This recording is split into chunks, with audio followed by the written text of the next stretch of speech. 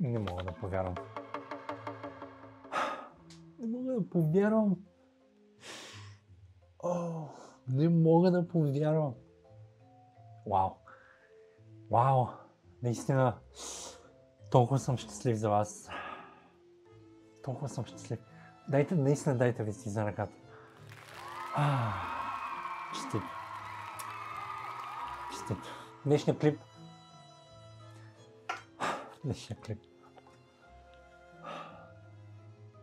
Честито.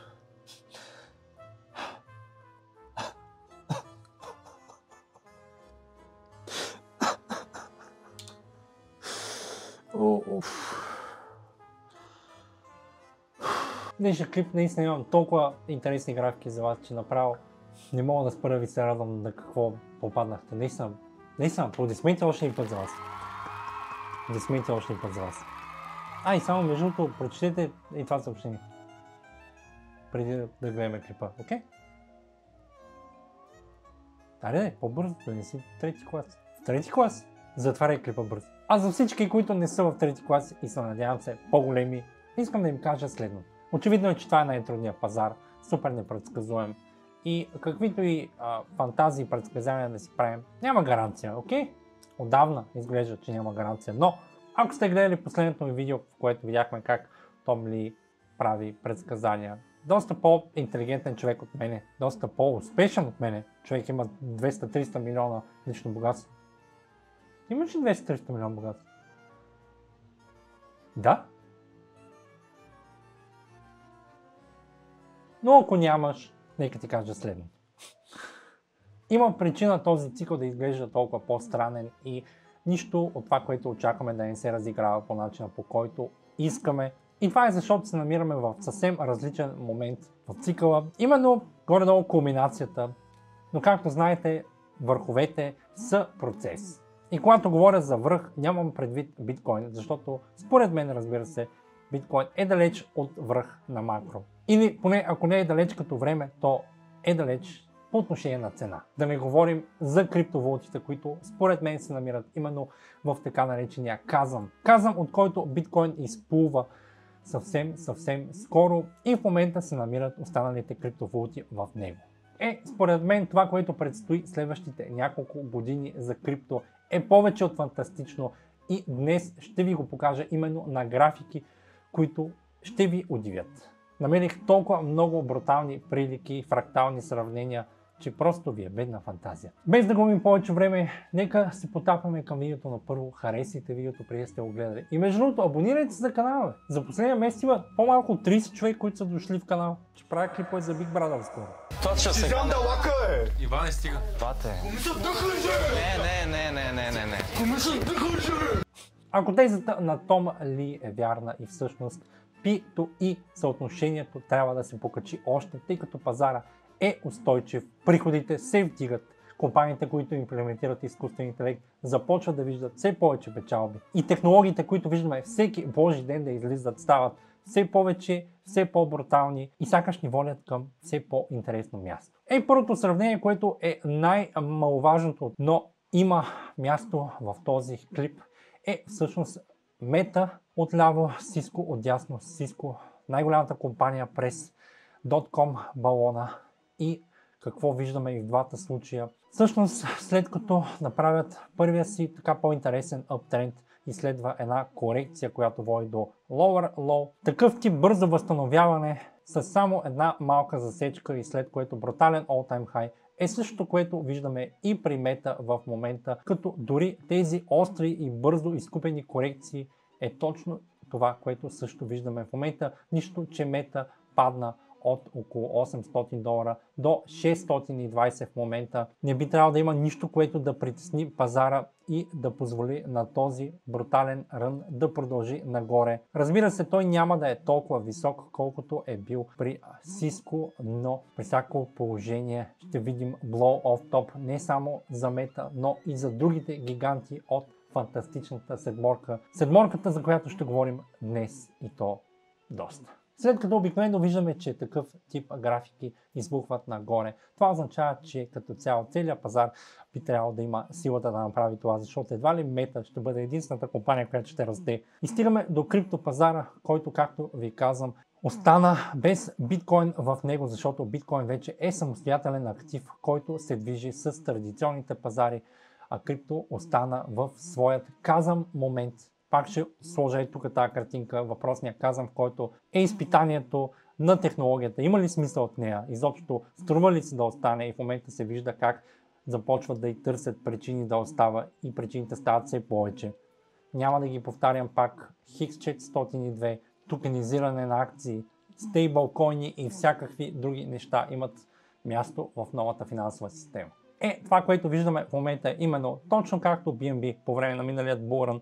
При точно тези движения на биткоин около ретрейсмента, в крайна сметка, както знаете, избухва с биткоин. В момента Render, както и Injective, както и Fetch AI, както сме споменали много пъти в този канал, правят същото нещо, само че този път не следват биткоин, а следват Ethereum, който е сякаш един цикъл зад биткоин и в момента повтаря това, което той направи през 2019 и 2020 година. И както виждате, и тук капитулативният момент се случва между тези две черти, само че в края, точно както се случва и при BNB между тези две черти за биткоин, само че в началото.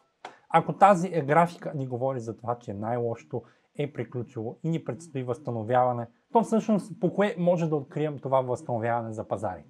Един от начините да го открием е точно като видим как интернет компютър изкочи брутално от дъното, точно както направи Cardano по време на април месец след COVID краша 2020 година, броени месеци преди всъщност да избухне и да се качи на значително по-високи нива и в крайна сметка дори да удари нов all-time high. Ако тогава дъното е зад нас, криптото е в криза, но сякаш излиза от нея и предстоят всъщност доста хубави моменти, а съответно криптопазара беше потискан от няколко години, като не само златото се представи по-добре от криптопазара, не само акциите се представиха по-добре, ами също така за 2025 година дори всеки, който е държал пазарни облигации на САЩ, е направил повече пари, отколкото ако е държал биткоин. И това ви говоря за цялата календарна 2025 година.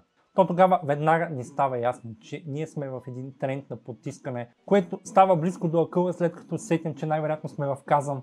Но това ни подсказва, че преминем ли от другата страна, нещата ще станат супер нагорещени и търпението, което вече започва да ни се изчерпа, най-накрая ще ни се възнагради. Това се личи по една супер скандална графика и това всъщност е Ethereum спрямо Magnificent 7, спрямо фантастичната седмица Google, Microsoft, Apple, Meta, Tesla, Amazon, Nvidia, компании, които се представят повече от уникално последните няколко години. И това тук е графиката на Ethereum спрямо тях и то от 2021 година насам. Виждате, че сме в даунтренд. Но такъв тип канал сме виждали и преди и то съвсем скоро, точно миналата година при биткоин с по-ниски върхове и по-ниски дана, докато в един момент не направихме change of character, в крайна сметка го ретествахме и това ни позволи да пробием нагоре. Нещо, което по всяка вероятност в момента се случва за Ethereum и той би трябвало да е доста близо до края на своята корекция, въпреки че не му пречи да направи още един lower low в следващите няколко седмици.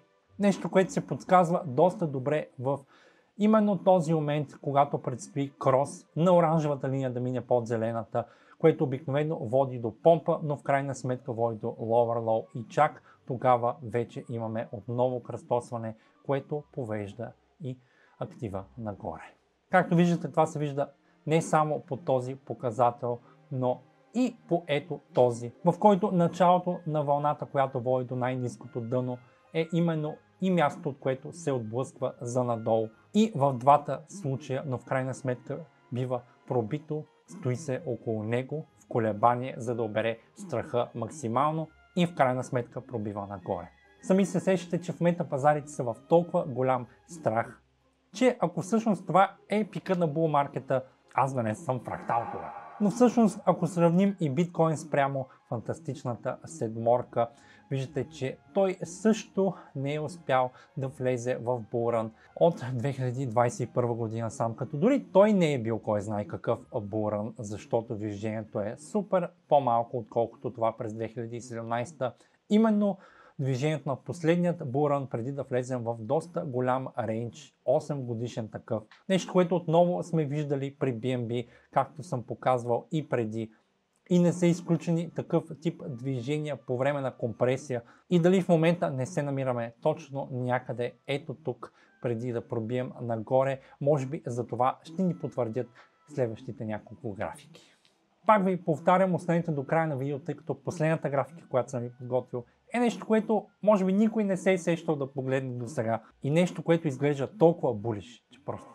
Супер важно е обаче да отбележиш, че това, че прогнозата изглежда благоприятна за следващите години, не значи, че казвам какво ще се случи точно сега. Виждате, че и по фрактала на Ethereum спрямо фантастичната седморка изглежда, че може да имаме и lower low, което не съм сигурен как ще се прояви в цената на Ethereum спрямо долара. Но е достатъчно да виждаме позитивни знаци като скока на Zcash, изкачането от дъното на интернет компютър, както и появата на нови наративи, които сякаш изкарват криптопазара от така нареченият казъм. Всъщност, ето отново биткоин спрямо фантастичната седморка, най-добре представящите се тек акции, които вземат огромен дял от NASDAQ, от S&P, от Dow Jones, където и да се намират, предимно повечето пари са там. И биткоин, който уж трябва да е най-добре представящия се актив, всъщност не е именно този от 2017 година насам, но това значи, че е обречен. Както виждате, такива графики сме виждали и преди в лицето на XRP, след отново, разбира се, 7 годишна консолидация, която ни показва, че има как буквално за изключително кратко време да се преминат всички нива на съпротива и да се изстреляме в нов all-time high. Но дори още по-подробно ще видите в следващите няколко графики какво точно имам предвид.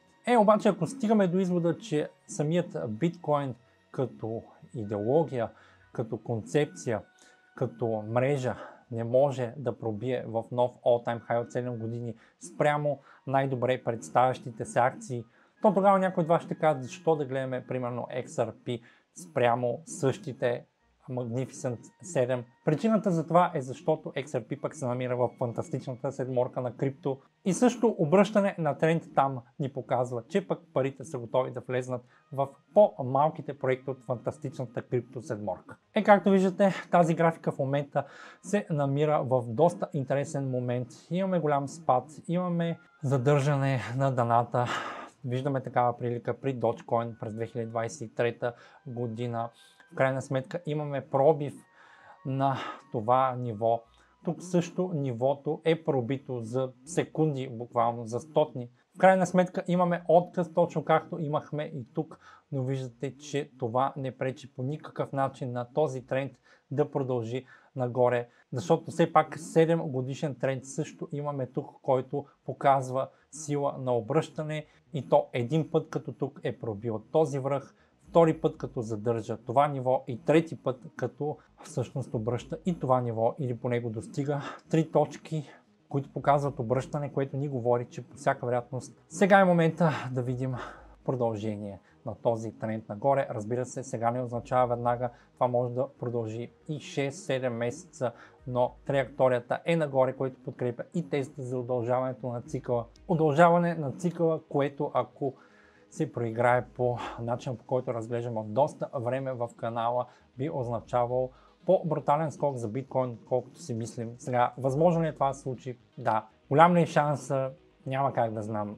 Всяка вероятност не е особено, защото ще бъде нещо странно, което не се е случвало никога в биткоин, да виждаме скандално по-висок процент на възвръщаемост спрямо предишния булран. Но този канал и в двата случая се нарушава в посока нагоре, преди да се наруши в посока надолу. Честно казано, моите дълбоки подозрения са, че биткоин се намира в момента някъде ето тук и не е изключено да видим спад, но пък после да видим толкова по-скандален скок Надявам се не ви обърквам с тези графики, но ви показвам, че в момента това, което предстои в краткосрочен план, не на всяка цена ще има значение, като погледнем 5 години назад, след 5 години. Продължавам с още по-интересни графики. Криптовалутите извън топ 10 спрямо златото с двойно дъно тип COVID Crash. Точно каквото видяхме при Ethereum през 2020 година. И отново след като виждаме криптовалути да изплуват от дъната, ни говори, че шансът това да е началото на следващата импулсивна вълна за пазара е все по-голям.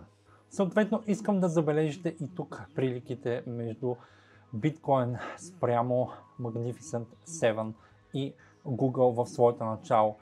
Това, което разглеждахме преди малко. Как всъщност, колкото повече време прекараме тук, но правим по-високи дъна и по-високи върхове, по-високи дъна, по-високи върхове, толкова по-голям става шансът да пробием нагоре с толкова по-голяма сила, след като биваме държани в тази територия.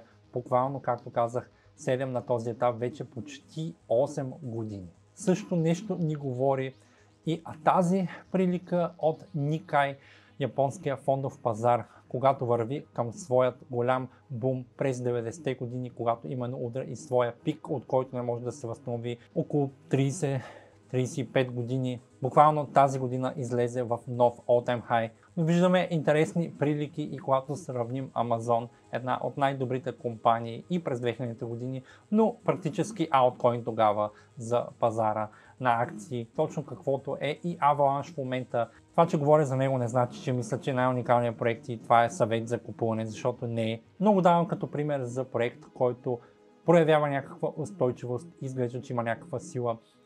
Виждаме доста подобно движение и забележете и в двата случая, когато от този ретрейсмент надолу тези активи падат, същевременно по-големият такъв се движи нагоре, а те изпитват максимална болка, тъй като не участват в тази помпа, като забележете какво се случва тук в крайна сметка.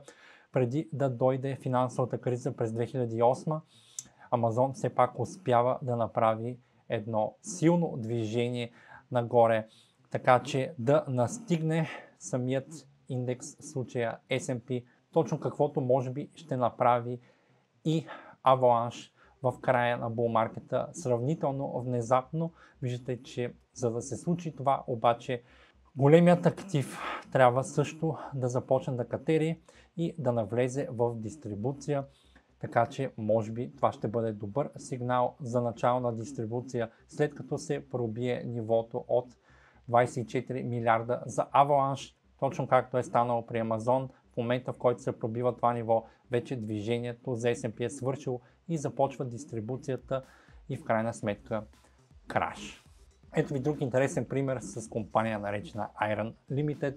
Отдясно, отляво имаме SUI, практически същото структурно поведение и в двата случая. И искам да забележите в крайна сметка какво се случва с Iron Limited от този момент насам. Имаме първо още един спад и довършване на капитулацията, но в крайна сметка имаме брутален булран. Сега, голям ли е шансът това да се случи? Няма как да бъда сигурен, но приликата ми изглежда твърде голяма, за да я игнорирам. Пък и доста съвпада с тайминга на всички останали неща, за които ви говоря.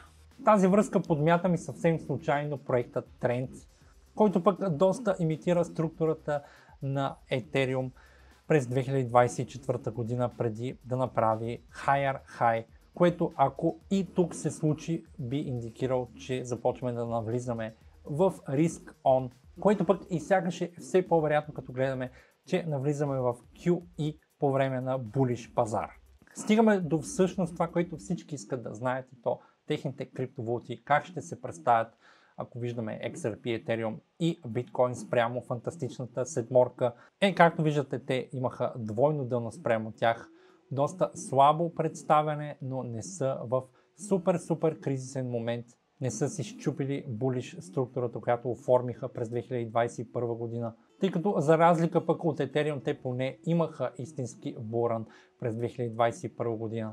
И в момента се опитват да задържат някакви нива, нищо, че са доста ниски. Всъщност тази структура сме я виждали и преди при Shiba Inu през лятото на 2023 година, когато практически виждаме една week-off акумулация, която, както виждате, нищо ни пречи да се влачи още доста дълго време или пък да има един доста стръмен uptrend и в крайна сметка оттам да пробие супер внезапно нагоре. Стигаме до една от най-интересните графики и това всъщност е отново криптовалутите извън топ 10 спрямо фантастичната седморка, като този път сравнението е с Pepe през 2023 година, като виждате абсолютно еднакво поведение в графиките, ABC корекции, ретрейсменти след голям спайк, change of character и в двата случая, което води до оформяне на дъно и слизане на по-ниски нива. В крайна сметка опит за пробив, който се оказва неуспешен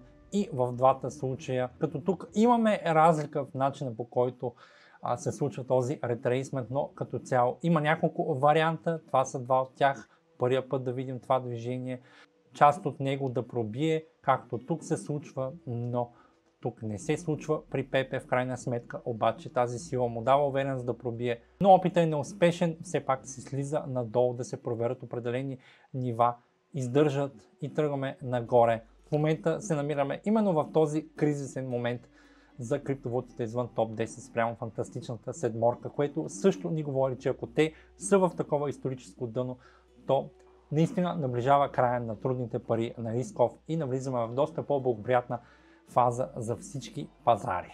Стигнахме и до последната част от това видео, която наистина мисля, че ще ви изненада. Тук говорим за сблъсъка на двете фантастични седморки. В случая имаме крипто топ 10 криптовалутите. Тук са включени и стейблкоините, тъй като TradingView не ти позволява да имаш повече от около 10 тикера на едно място. Тук имаме 7, нямам право на още 7, затова съм добавил цели 10 индекса на топ 10 криптовалути спрямо фантастичната седморка и ето как изглеждат те. Всъщност топ 10 криптовалути не са били в булран, както виждате от януари 2018 година. От тогава са в даунтренд. Къде друг път сме виждали тази графика? Ами в XRP. И мисля, че буквално само единствено като гледаме това нещо, ако всичко друго устои, ако всичко друго, което коментираме от месеци, което виждаме в толкова много други фрактали, графики, индикатори, индекси, се случи, то тогава по всяка вероятност ние сме някъде ето тук в момента, дали преди да направим малко по-ниско дъно, дали вече сме след него.